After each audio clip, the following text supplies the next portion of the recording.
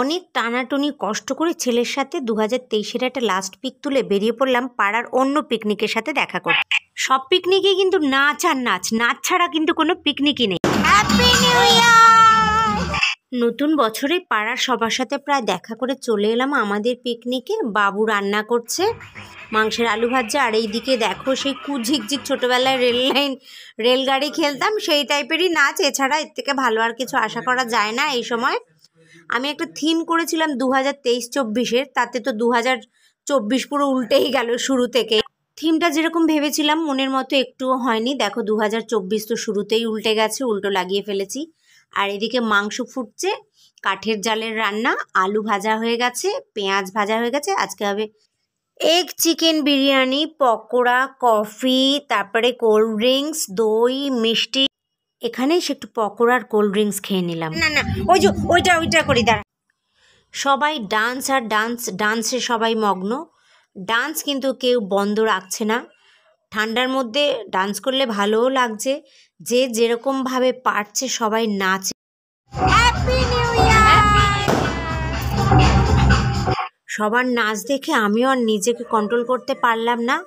এই আবোল তাবোল পাগলা ড্যান্সে আমিও নেমে পড়লাম।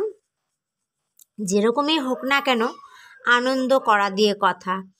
বছরের শেষ দিন, তাকে ভালোভাবে বিদায় জানাতে হবে, আবার যে আসবে তাকেও ভালোভাবে আদর করে আমন্ত্রণ করতে হবে। আমরা হচ্ছি বাংরেজি, আমরা মানে সব অনুষ্ঠানে, সব জাতির অনুষ্ঠানেই হিন্দুরা কিন্তু সমানভাবে আনন্দ পেতে চায়। আনন্দটাই হচ্ছে মেন বড় এখানে কথা। বিষয়ে যাই থাক না কেন, যেই কাস্টেরই থাক না, কিন্তু আনন্দটা আমাদের পেতে হবে। আমিও ঝাঁপিয়ে পড়লাম আবোল তাবোল পাগলা ড্যান্সে। তোমরা দেখতেই পাচ্ছ নাচ আর নাচ দিয়েই আজকে